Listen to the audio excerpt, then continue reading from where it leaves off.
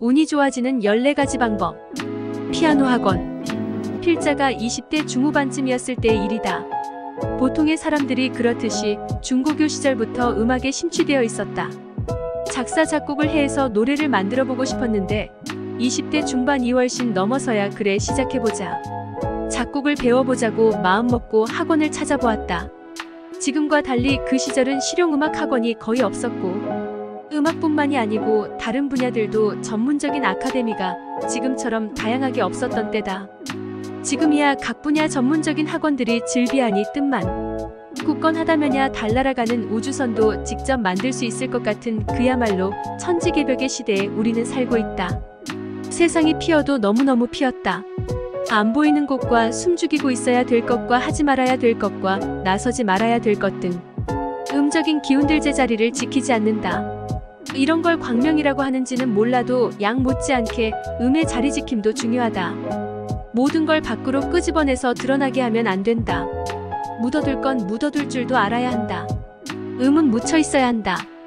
착오로 지난 과거와 방귀 낀 이불도 들추지 말아야 한다.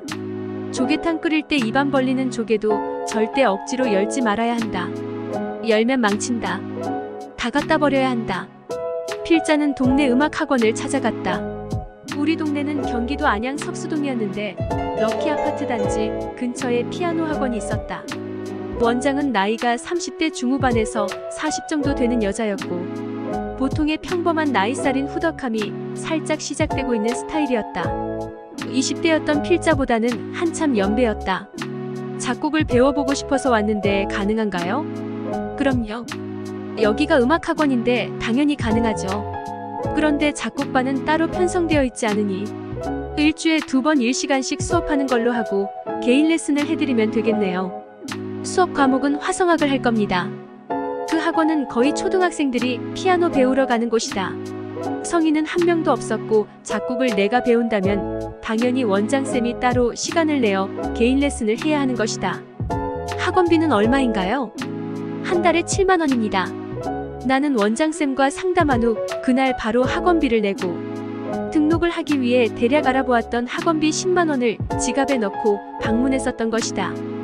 그럼 제가 오늘 등록하겠습니다. 학원비 지금 드리겠습니다. 하고 지갑에서 돈을 꺼내는데 그녀가 말한다. 아니요. 지금은 정식 등록 안 됩니다. 예? 그럼 언제부터 되나요? 수업은 오늘부터 시작해드릴 수 있지만 학원비는 2주 후쯤에 놔주세요. 나는 의아해했다. 오늘 수업 시작하면 학원비를 제가 드려야 하지 않나요? 혹시 학원비 날짜를 맞추시려고 하시는 건가요? 그녀는 고개를 흔들며 말했다. 그건 아니고요. 가끔 성인분들이 찾아오셔서 피아노나 음악을 배우시겠다고 등록을 하고 가시는데 아이들과 달리 성인분들은 생활이 바쁘셔서 그런지 학원비만 내시고 한 달을 못 채우시는 경우가 많더라고요.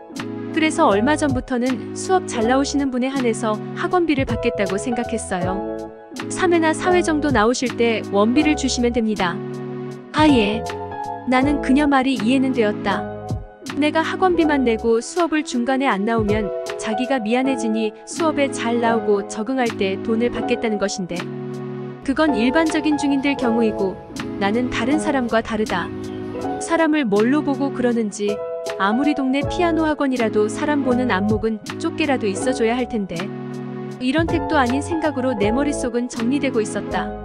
이 여자에게 나는 일반적인 보통 사람인 동네 사람들과 다르다는 인식을 확실히 심어줘야겠다는 허황된 자뻑이 갑자기 용솟을 나는 자세를 고쳐잡고 목소리를 최대한 의젓하게 깔아주며 말했다. 허참 그러시군요. 배우겠다는 욕심만 있고 강한 의지 없이 호기심이나 재미로 학원에 등록하는 성인들 때문에 원장님이 나름 학원 방침을 만드신 거군요. 껄껄껄. 나는 말을 이어갔다. 저는 그런 사람 아닙니다. 학창시절부터 음악에 심취해서 이제는 음악이 제 생활이고요. 오죽하면 조용필 형님처럼 노래하겠다고 고등학교 때 3번이나 학교 안 다닌다고 친구와 도망 암튼 저는 음악과 한몸인 사람이고요. 음악 없는 제 삶은 생각할 수도 없습니다. 원장님이 이제 그만 나와도 된다고 말씀하실 때까지 열심히 배우러 오겠습니다. 이렇게 말하고 그녀의 반응을 살폈는데 어째 내 말에 별로 동조가 안 되는 눈치다. 내가 살인 미소를 너무 남발했나? 하는 생각이 들었다. 상대에게 좋은 표정을 너무 쏘아대면 그것은 가식으로 보일 수도 있을 터이지만 그래도 컨셉이 이렇게 잡힌 만큼 계속 밀고 나가야 했다. 내 얘기를 들은 그녀는 자기는 지금 공적, 사무적으로 매우 진중하고 입장을 바꿀 수 없다는 듯한 표정을 지으며 말했다. 이 동네 사시죠? 예. 바로 길 건너 삽니다. 걸어서 5분밖에 안 걸립니다. 학원하고 가깝고 좋습니다. 하하. 그녀는 그래 너 그 말 잘했다라는 듯이 좀 센 어조로 더욱 정색하며 내게 말했다. 우리 학원에 등록하시는 성인분들이 모두 이 동네 분들이거든요. 그런데 학원비 내고 등록해놓고 한두 번밖에 못 나오시고 사정상 못 나오시면 한 동네라 길에서 만나는 경우가 있는데 괜히 제게 미안해들 하시더라고요. 그래서 제가 학원 수업에 완전히 적응하셔서 잘 나오실 때 수강료를 받겠다는 거고요. 이런 경우가 한 달에 한두 분씩 계시니 저로서도 난감합니다. 참고로 지금 학원에 정기적으로 잘 나오시는 분은 한 분도 없습니다. 그러니 제가 말씀드린 대로 이번 주는 수업 그냥 받으시고 다음 주에 오실 때 원비를 받는 걸로 하죠. 라고 말한다. 참 내원 그녀는 말이 안 통하는 여자였다. 내가 얼마나 벼르고 별러서 이 학원을 찾아왔는가? 정말 열심히 할 것인데 다른 사람과 같이 나를 도매금으로 넘기니 자존심이 살짝 상하려고. 아니 벌써 상했다. 이 여자는 말이 안 통하니 약간의 억지스러운 완력으로 나의 의지를 보여주는 수밖에 없다고 생각하고 나는 일단 지갑에서 7만 원을 꺼냈다. 그리고는 테이블 위에 올려놓고 그녀에게 점잖게 웃지 않고 말했다. 오늘부터 수업해 주시고요. 학원비도 받으십시오. 저는 다른 사람과 다릅니다. 그녀는 그래도 안 받겠다고 했고 나는 받으시라고 했고 정말로 거짓말 하나도 안 보태고 받아라 안 받겠다로 실랑이를 30분 이상을 하였다. 그런데 누가 이겼겠는가? 당연히 내가 이겼다. 나의 열정에 그녀가 손을 들었다는 생각이지만 지나고 난 뒤에 생각해보니까 그녀가 돈을 받은 이유는 그래 알았다 받을게. 에라 모르겠다. 생긴 건 멀쩡한데 말은 되게 안 통하는 X네. 이런 심정으로 받은 것 같다. 그날 7만 원을 학원비로 주고 화성학을 1시간 수업 받고야 말았다. 근데 첫 시간인데도 머리 아팠다. 뭐가 그리 복잡한지 단순한 것이 아니었다. 첫 시간부터 살짝 짜증내지는 먼 옛날 학창시절에 잊혀지고 있던 공부에 대한 스트레스가 어마무시하게 밀려왔다.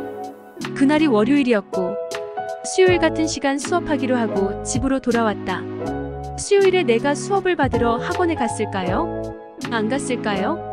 당연히 수요일에 학원에 안 갔다. 그 다음 주 월요일은? 안 갔다. 그럼 그 뒤로 언제 그 학원 갔냐고요? 그 뒤로 한 번도 안 갔다. 생활이 바쁘고 귀찮고 가기 싫었다. 그 뒤로 단 한 번도 안 갔다. 나는 다른 사람과 정말 확실히 달랐다.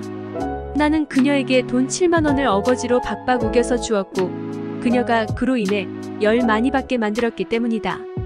학원비 안 받겠다고 그리도 강력하게 말했는데 박박박박 우겨서 돈 주고는 그 다음부터 역시나 코빼기도 안 보이는 이 어린 남자 X 때문에 열받았을 것이다.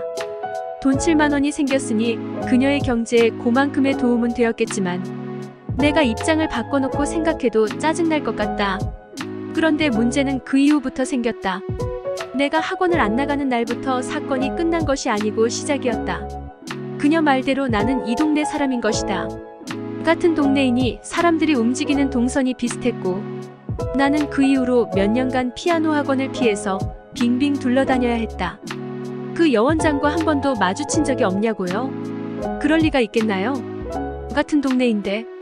그리고 서로 얼굴을 몰랐을 때야 상관없지만 1시간 이상 서로 얼굴 맞대고 웃기지도 않은 실랑이를 해서 안면이 익혀졌으니 안 만나질래야 안 만나질 수가 없었던 거다. 그 당시는 지금처럼 마이카 시대가 아니니 교통수단은 버스와 전철이었고 더군다나 그 학원은 버스 정류장 근처였다.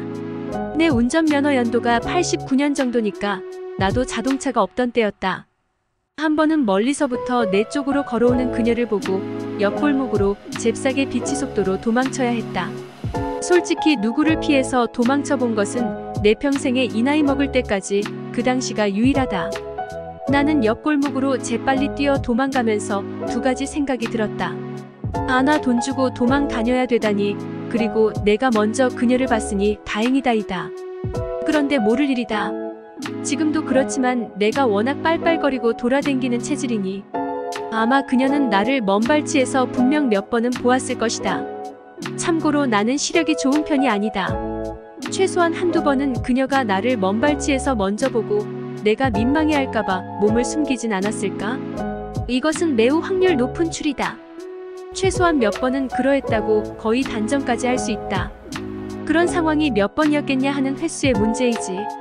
분명 그녀는 나를 먼저 보고 나와 마주쳐서 민망해질 나를 배려하기 위해 노력하느라 힘들었을 것이다. 이런 상황이 될 거란 걸 그녀는 알고 있었고, 생각 짧고 5번은 오진 어린 엑스인 나는 20대 후반이었고 그녀는 40대 초중반이었다. 그녀에게 객기를 부린 후 몇 년간 피해 다니고 도망 다녔다. 내가 자초한 유일한 나의 흑역사다. 지금도 그녀에게 쫓게 미안하다. 주신. 앞서 경험한 사람이 뒷사람에게 조언을 하면 받아들여야 할 것이지만 뒷사람은 자신의 눈높이로 그것을 판단해서 잘못된 전철을 또 밟게 된다.